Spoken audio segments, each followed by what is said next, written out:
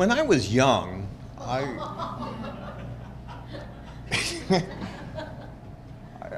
kind of wondered what it would be like to have a famous sibling. Imagine, your brother was Paul McCartney, or for your younger, Taylor Swift. You could see them rise and become famous. What would that be like? Well, I sort of know now. You would feel a lot of pride and you would feel proud. And I know that now because our next speaker and I go back so many years. And I feel like he is my brother. And that's how I feel seeing him rise from his beginning at NIU, winning awards, becoming the director of CISLL, moving on to Georgia State University, doing good things. And so please help me welcome my friend and brother, Joe Magliano.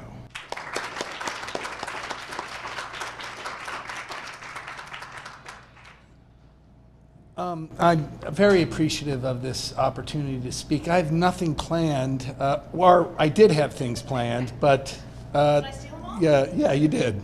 Sorry. Yeah. So, it's very meaningful for me to have an opportunity to address the community. I didn't get to do that last year when I left, in part because it was too much to leave and put together a retreat. One of the themes that I think is emerged from Lori's presentation is that there's a transition. There's been a transition of leadership. There's been a transition of affiliates over the past 10 years. I was reminded of an event in which I bumped into President Freeman, Elisa, when she just transitioned from being the head of the Division of Research and Innovation to the provost. And she was asking me how CISLL was going. And this was at a period of time when we were going through a major transition in leadership. It was just prior to Lori becoming the dean. CISLL had just left. We lost Jan Holt just a few years earlier, and we were bringing in all these new young professors, all of which are now gone. We were bringing them in. We were as the next round of leadership, and she said to me, "This is great because the sign of sustainability is that you can handle personnel changes." And that was, I didn't realize how really important that statement was until, the past few years, because the personnel changes have continued. And one of the things that I think was a joy and challenge of being the leader or being a co-director and director of CISLL is to see the landscape of expertise that was present, to move beyond my laboratory and to my own laboratory, and to recognize the different, the true talent that is here at this institution, and then to see the various potential themes of collaboration that could arise. That was one of the things that emerged out of that business plan, the business plan years, is to recognize that there really were these different opportunities of strength. But one of the challenges is that because of personnel changes, they're evolving and changing. And I think one of the things I really appreciate from a point that Lori made at the end of her presentation is it's up to this community to decide which of these themes are going to be the targets of opportunity for collaboration. My advice is that you move forward on those opportunities because you don't know what's going to happen. You don't know where the personnel changes are going to be.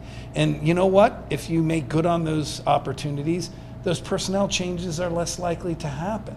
That's one of the things that I want to emphasize, but you're never going to, as a community, you're never going to realize those opportunities unless you come together. And that was another theme of Lori's discussion, the challenge of bringing the big tent, bringing people under that big tent. There's practical challenges in this university. There's geographic challenges. I think Keith was mentioning, there's childcare. There's all these challenges of personal and professional conflict. But the one thing I have to say is the only way it's up to the leadership to find ways to overcome those challenges, but it's up to the affiliates to decide that they want to overcome those challenges and be a part of this community. It takes a commitment. And I think it's my sincere hope that the relatively junior professors here make CISLL a part of their professional lives as they move forward. And if you do that, it'll be so important that you'll never not want to be a part of this community. That's what you want. You want CISLL is sustainable in part because there are people throughout these past 10 years that it would have never, it was so important to their professional lives that they made them, they took advantage of the opportunities, the big tent opportunities that we were creating. I do want to share one statement of encouragement of how productive this community was. Last year, we had to put together a program prioritization. So that great journeys, I think there's two to three centers that are left that were funded. There's only 2 to 3 centers. And during program prioritization, we had to make a case that we should continue to be funded. I was shocked at the productivity in grant submissions and getting grants. I was shocked to learn that affiliates had at that point, it was 8 years, had submitted grants for upwards over $100 million. And we had received between $10 and $12 million in grants, which is actually at a greater, when you look at the percentage of grants that are funded within the various agencies, we're outperforming because it's like 5% of the grants that are submitted get funded or something. I forget what it is. And we were outperforming that. Pursuing the grants happened because affiliates were taking advantage of the resources that we had provided and taking advantage of collaborative opportunities, the success in getting those grants. But it's not just getting the grants that matter. It's not just about getting money. It's all the scholarship that happens around that endeavor. You don't just get a grant because you have an idea. You get a grant because you have sustained engagement in an area of research. So I'm going to end on this statement. My professional and personal life was changed dramatically because of being a part of CISLL. I wouldn't be who I am as a friend, as a scholar, and as a colleague, and as a leader had I not been a part of this community. I will be forever grateful for this opportunity, and I know that my experience will be shared by everybody in this room. You just have to come to the table.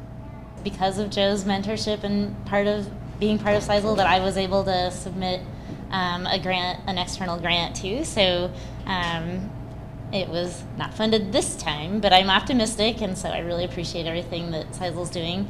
I actually just heard a statistic that I don't know if it's true or not. The grants that are reviewed in-house at a university first before they're submitted are 44% more likely to get funded. So I would like to think that that's true, and as a way to encourage everyone, I know we're expanding the writing sessions to be more broad than just grants, but I would like to think that if grants can be more accessible with internal reviewing first, then probably publications could as well. So there's my plug for doing that. I've been part of CISLL. This is my 5th year at NIU. Janet Olson, who also I think would have liked to have been here, she's also a former Strand Chair, sort of tapped my shoulder when I first got here. Hey, there's this really wonderful community you should probably be part of. And now I can't even imagine NIU without CISLL. So kind of like Joe said, I think it really has shaped the type of faculty member, grad student mentor. I had a master's student have a pop 4 years ago, and we're getting pubs now off of that work also. So CISLL's been just a huge community for me, and I really appreciate it.